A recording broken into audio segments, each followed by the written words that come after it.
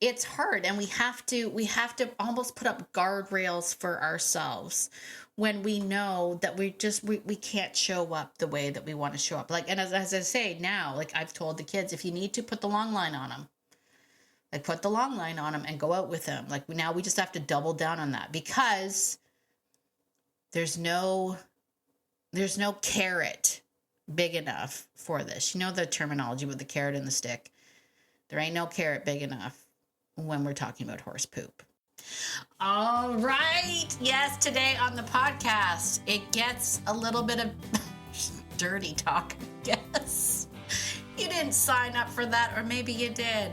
Either way, let's get into it. Ready to have a calm and peaceful life with your dog without the stress of those fear-based behaviors?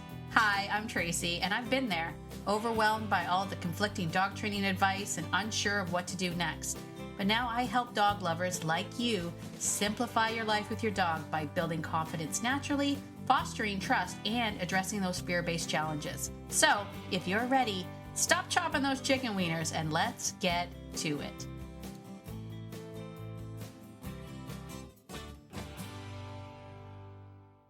This episode of the Beyond Obedience podcast is brought to you by the Doganality Quiz. Are you interested in finding out your dog's unique dog? Does this sound like a real commercial? Hey there, friend. It's Tracy. I was trying to be all like legit commercially. Anyway, I'll just skip that.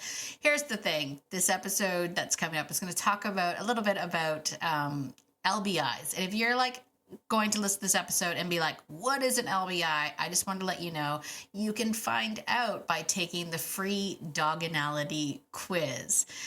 It's a unique, fun little quiz that helps you understand your dog's unique doganality to help you connect with them in a deeper, more meaningful way. So go to beyondobedience.ca/quiz. Take that quiz today and be sure to hop over to the Living Beyond Obedience free Facebook group and tell me what you got. I'll see you there. Well, hello, my beautiful friend. It is Tracy. Welcome to Beyond Obedience, the podcast. Super duper welcome. If you're brand new, hey, hi, my name's Tracy. I have a dog problem, as in I've always had a lot of dogs, way too many dogs. And what I like to tell people is that when you start doing this work, this Beyond Obedience work, and you start seeing your dogs in a whole new way, I'm telling you, friend, everything else gets easier. And then it just becomes easier and easier to have more and more dogs. My husband is always like, stop telling people this because this isn't normal. And I'm like, I know. Can you believe it? At one point in time, I had 19 dogs. 19. And they were all just good dogs. Like, they were all just good dogs. They all had their unique doganalities. They all had their sort of uniqueness about them, which I loved. But they were all just good dogs. You could take them places. They all participated in our dog daycare. They went on pack walks. They were part of socials. They were all good dogs. So slippery slope, my friend. But if you're here for it, if you're here for making your life like innately just easier with dogs, understanding them on a different level, not having to rely on like boot camp type, obedience drills or having your dog in crates all the time and all that stuff. If you're like that, I should wait, let me just preemptively say, I'm not against crates, right? Like, if you're not home and you've got a puppy, put it in a crate. Like, come on. I'm not saying that. I'm just saying, like, there's some people that like their dogs are always in the crate because they're in the way or they're too much or whatever. And I just saying, if you like, I don't know, if you're like, I like it to be easier. I'd like it to be easier. Then, hey, you are in the right place. So welcome. This is Beyond Obedience. We're not against obedience. We're beyond obedience here. So there you go. All right. Welcome. So if you caught my last episode, that went off the rails on me. I got all in, it went off the rails on me.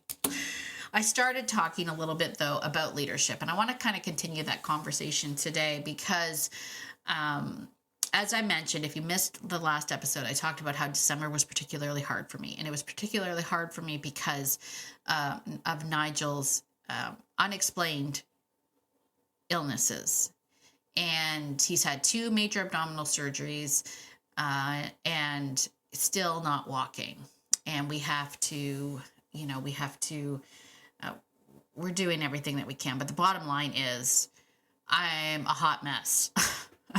I'm a hot mess without that dog. And I am, like I've mentioned this before, I'm the worst version of myself when I worry, and I'm a worrier. Anyone else a worrier? Put your hands up if you're a worrier. I am a worrier. I can worry about worrying. That's how, that's next level worry. I worry about how much I worry. So we're talking expert level worrier here. And I'm the worst version of myself. I lose patience very, very quickly. I end up, and I'm not proud of any of this, but I'm just going to share it all. I end up usually yelling at my kids. What did Connor say to me the other day? I asked him to take down, there's this bag that we use to bring firewood up and down. And it's this rainbow bag, really handy, not fancy. It's not actually for firewood, but it works for firewood. So bringing firewood up from the garage upstairs. And I handed it to him. I said, can you take that back down? And he said, where does it go? And I was like, what do you mean, where does it go? And he was like, where does it go? And I'm like, it goes in the garage by the firewood. And he was like, well, how would I know that? And I literally lost my mind on him and was like, well, that obviously means you've never brought firewood up. And he was like, all right, backing away slowly. This is what I'm talking about. That's just a little insight. So I'm the absolute worst version of myself when I am worried, and I don't sleep well. There's just so much stuff. And so I wanted to talk a little bit about that, because one of the things that is when I talk about leadership, and if you've ever been told that word means, I've actually read in a book, which book was it? Doesn't matter. I read in a book, I think it was about separation anxiety.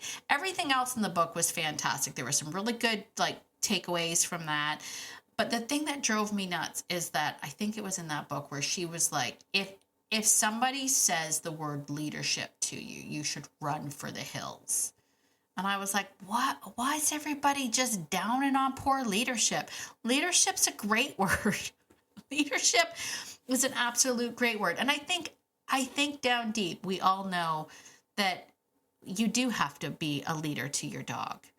You do have to have leadership-like qualities for your dog, because, spoiler alert, you've invited a different species into your home to share a life with you inside Humansville. And Humansville makes no sense to dogs. It makes no sense to dogs. We do stupid human things to dogs.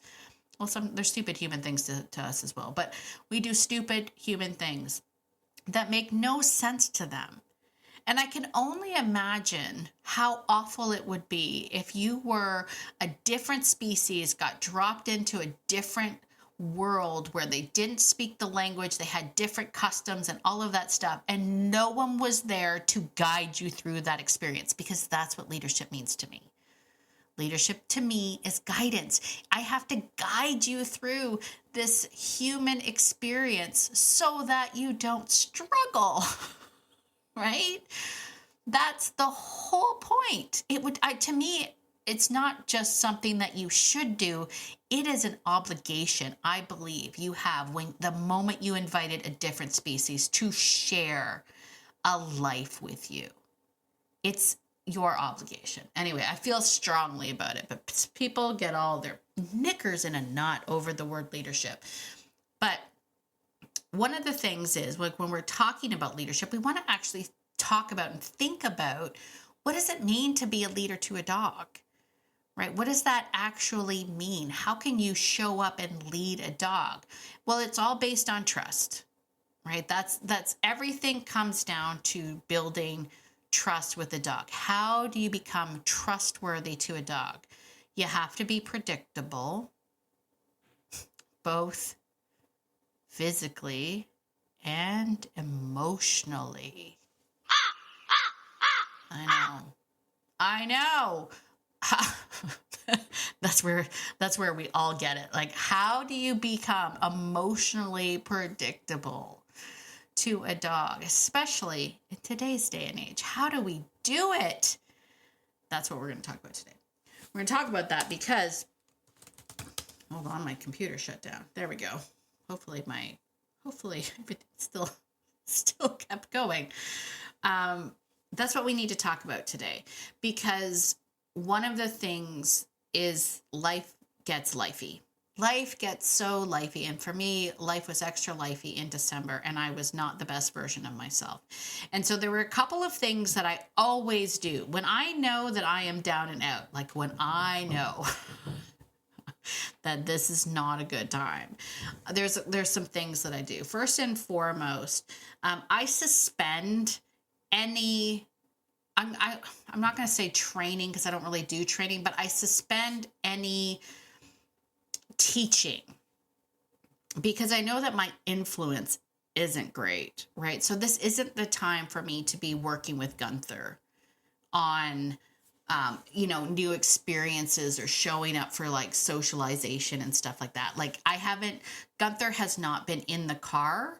Well, I should say that Gunther had to go to one of Nigel's appointments because he needed his final set of shots. But after that, like, we didn't go anywhere. We literally took him. He's been to the vet and he's come back. I haven't done anything with Gunther. Do I feel super duper bad about that? Yes, I do. And that stupid guilt that I have is also affecting how I'm showing up for my dog. So I have to kind of give myself grace, which is why I say to you, like, whenever life gets lifey, there's some things that I want you to immediately be like, it's a no-go. If you're like me and you have a multi-dog pack, I would say no go to like group pack walks. It's a no-go. We're not doing it. I don't have the bandwidth to be able to focus on the intricacies and the individuality of all of my dogs while keeping them under the umbrella of a pro-social relationship when I can't even get out of my own head about everything that's going on with Nigel. So no pack stuff, like no pack walks. I mean, I take them out in the yard and I play with them and whatnot, but I haven't gone for a pack walk. Not gonna lie, it hasn't been very nice weather to go for a pack walk anyway. So that has, like, shucks. Can't do pack walks. No. Meanwhile, it's minus like 17 degrees and ice everywhere. I probably wouldn't have gone anyway, but you get my point. If the weather was beautiful, I wouldn't do pack walks right now because I just don't have one. I don't have it. So any sort of pack stuff is a no-go. Any sort of teaching moments, no-go. So if I'm working with, and I'm not going to lie, I know about the quote unquote socialization window and all of that stuff for Gunther. And I still don't care because I would rather have little to no socialization than bad socialization. I don't want to risk taking this dog out for the sake of socializing when my head is not in the game, when I'm not paying attention, when I'm not actually 100% committed to this because I'm worried about or focused on or thinking about Nigel and everything that's going on with him. It's not fair to Gunther, first and foremost, because I'm not showing up in my best form. And it's also, I mean, if he has a moment where he's like, this is kind of freaking me out, I'm not there. My leadership is not there. So we put all of those things aside for now. We practice as much awareness as possible in the sense of, I'm going to say awareness and grace, right? Here's a how interesting. This is a how interesting. Okay. Just to give you a clue on everything and to talk about how opportunistic dogs are, because certain dogs, smart dogs, there's certain dogs that are going to see, they're going to pick up that you are not where you're supposed to be. They're going to pick up that you're distracted, and they're going to be opportunistic about that. And guess who's been opportunistic about that? Ugh, my very, very smart German Shepherd. Oh, he's so smart. He is so smart. That dog right now is like, because there's other things going on.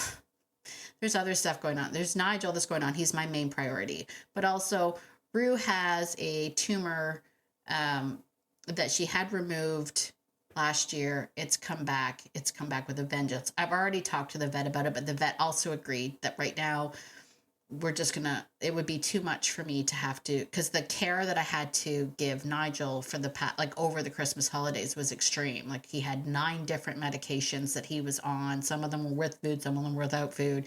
I had to watch his hydration levels, so I had bags of fluids in case he needed sub-Q fluids. Like it's been a thing. So she was like, we'll have to deal with her in January. Okay, so but I would still, like when I had them out, I would check it and make sure like it was still okay and there was nothing going on, because making sure like Rue was walking around with a cone for a while because I didn't want her chewing on it, all the things. There's been so much. But Gunther had figured out that I'm not paying attention right now, and he decided that now would be a great time to just take off and go up to the horse field where he found the best horse poop ever. I don't know if you know, you know, dogs can't resist horse poop. Gunther found it. He figured out that the field up the hill has horse poop in it. And so that has been his thing. And now it's a thing. Like it's, well, like you, now we have to go outside with him. Like I've had to say to the kids, if you go outside, you like watch him, like just him. And if he looks up the direction, you got to call him back, but you got to be happy about it. Because here's the thing. He leaves. I can see him up there. I know he can hear me. He's not coming back. He's not coming back. Now, he doesn't have an official come command yet because we haven't proofed it, and I haven't done it with lung lines and all that stuff. We just call his name. And normally he comes back. And he has not been. Because it doesn't matter what I'm holding in my hand. It doesn't matter that I'm holding a treat in my hand, because the horse poop is better. Like horse poop trumps liver treats, just so you know. If you didn't know that, now there you go. Something for you in your back pocket. Just you tell your friends that now. Guess what I learned today on a podcast? Horse poop trumps liver treats. So he wasn't coming back. I had to walk up there. And then when I walked up here, and this is the hard part, because I'm frustrated. Right? I'm frustrated, and I'm like, of all the times, like and it's icy and it's snowy and it's cold, and I'm like, I've got to get Nigel in and blah, blah, blah, blah, right? And so I'm like, I'm frustrated, and he knows I'm frustrated. And I walk up there, and it was like the moment I'm laughing at it now. It was hard to, the moment that he saw me, he was like, oh my gosh, I'm so glad you're here too. Like he got all excited. He came running over to me. Then he ran over to show me the poop that he had found. And I'm just like, you know, and there's this look in his eye, like, because I have taught him that I'm interested in the things that you're interested in. So he was like, I'm so glad you came. Check out this poop I found. Did you know that this whole talk would be about horse poop? Bet you didn't. So that was him. And it took everything in my power to be like, good boy. Come on, let's go. And then he was like so excited to go back down the hill with me. Like he's like, oh, let's go. Like and he's running back and forth. And then because I have, ankle problems and all that stuff, I'm like struggling to get down the hill without falling. And so like he would actually come back and be like, you okay? Like, and I'm like, I want to be so angry with you, but also I know that I can't be. So let me just tell you straight out, leadership feels hard when life feels hard. Like leadership feels hard when your life is lifey and life is hard and everything is it's hard, and we have to almost put up guardrails for ourselves when we know that we can't show up the way that we want to show up. Like, and as I say now, like I've told the kids, if you need to, put the long line on them. Like, put the long line on them and go out with them. Like, now we just have to double down on that, because there's no carrot big enough for this. You know the terminology with the carrot and the stick. There ain't no carrot big enough when we're talking about horse poop. So we need to have the fallback of long lines and all that stuff. So that's my next tip. So my first tip is set up the guardrails. Don't do the things you're going to ixnay pack stuff. You're going to ixnay any teachable moments. This isn't a time to socialize. We're not going to do any of those things. And even though you have this pang of guilt about it, you're just going to let that go, because it's better for you to know your limitations than for you to try to force your way or work your way through it, because we know this. We can't fake it. You can't fake it till you make it with a dog. You cannot fake it till you make it. They smell your thoughts. They know what's going on. Your cortisol levels are through the roof. Your stress is through the roof. They know it. They smell it. They sense it, right? They know all these things before you do. So you can't fake it. So you're going to put up all those guardrails. And then the third thing is you're going to actually go back a step if you need to. For people that have young dogs, go back a step. If you need to put long lines back on, put long lines back on. If you need to put your slip leashes by the door again to help you with door etiquette because your dog's going off the rails again when people come in, do that. But we're also not going to blame ourselves. We're not going to feel bad when we notice that the dog is seems to be regressing. Of course they're regressing. They're opportunistic. They're going to take this opportunity to be like, you're out. I'm going to do what I want. Right? So one of the things that I talked about in the last episode was this idea that what leadership is for a dog. And leadership for a dog is being able to handle every situation, even when the situation is crazy.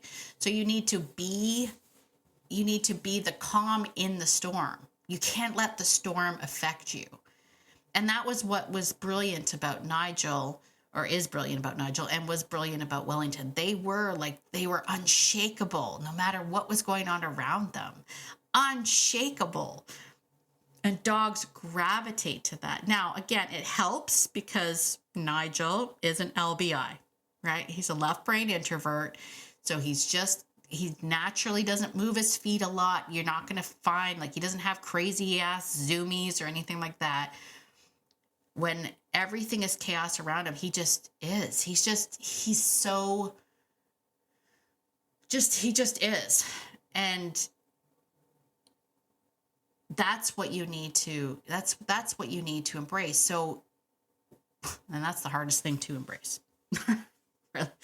That's the hardest thing that it is to embrace. So we want to make sure that we are putting in the guardrails, knowing our limitations. Knowing your limitation is true leadership. 100% true leadership, right? And then the other thing that I want you to do is, rather than doing all of these crazy things, I'm going to try to walk all three of the dogs because, I'm short of time, blah, blah, blah, blah. Just do shorter walks one at a time, or don't do the walk at all. And maybe instead do a be with. Do a be with. Really focus on your breath. Really focus on your breath. And the reason for that is because, and this is what I've been trying to do a lot. I've been doing a lot of breathing, a lot of intentional breathing, because the breath is what's going to that, especially the box breathing, that 4, inhale for 4, hold for 4, exhale for 4, hold for 4, inhale for 4. That's the box breathing. All of those different kind of breathing strategies. There's also the one where you exhale longer. I love that one, actually. That one's my favorite. I think it's inhale for 4 and then hold and then exhale for 7 or 8. I love that one. But what that does is that helps lower all of your cortisol levels. And we need our dogs to know that we have control over that. Dogs understand stress. They know stress is stress, right? Stress for us is different things now, but the chemical scent of stress is the same. Dogs see stress as threats because they live in survival mode. So when cortisol is high, they're like, what's coming to attack us?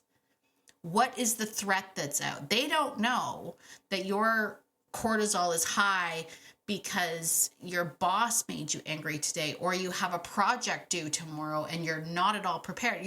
They don't know that. They just go, what's coming to attack us? Because your levels are off the charts, and they can smell that. So taking that time to be with, take some breaths,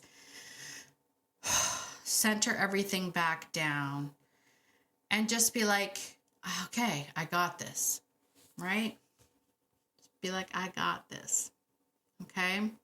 So those are my tips for you when life gets lifey.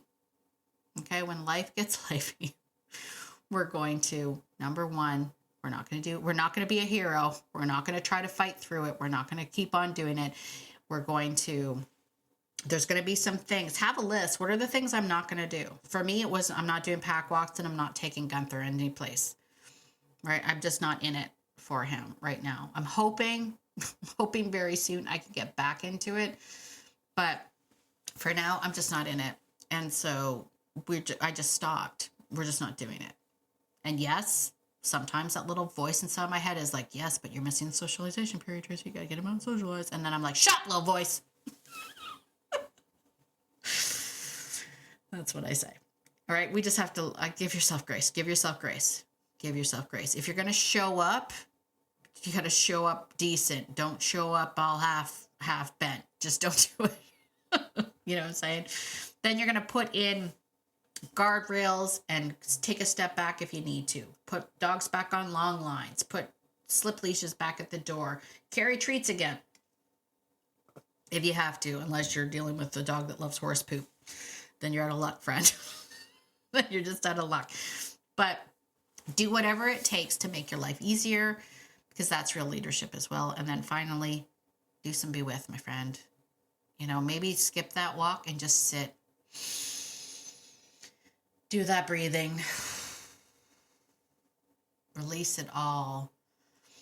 Come out the other side. Watch your dogs calm down too. Like, watch your dogs just be like, oh, that's better, right? You'll see it, you'll feel it. And that moment will be far, far better for you and your dog than for you to white knuckle power through. I got to take the dog for a walk, even though my head isn't in it and I'm all like worried and stressed out and all that stuff. I got to take the dog for a walk. Your dog's going to go out for a walk with you, sure thing. But he's going to be like scanning, searching, seeking, being like, who do we have to attack? Like, because they don't know. They're just in survival. So there you go. Leadership 2026, starting the year off. Starting the year off right. Listen, if you like this episode, my friend, can you do me a favor and head on over to Apple Podcasts, leave me a 5-star written review. Really helps push the podcast out. If you're listening on Spotify, leave me a comment. Be sure to subscribe. Do all the things. Send me a message. Send me a note. Be part of our Living Beyond Obedience group. And if you really want to take your relationship to the next level, consider joining us over in the Fearless Framework. Like-minded people, we're getting together once a month. We're doing Zoom calls. It's great. You'll love it. If this is your thing, you gotta be part of the group. Come on over, beyondobedience.ca/fearless.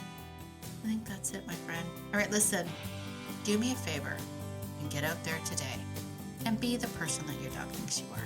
Because your dog thinks that you're amazing, and so do I. Have a fantastic day, and I will see you in the next episode. Bye for now.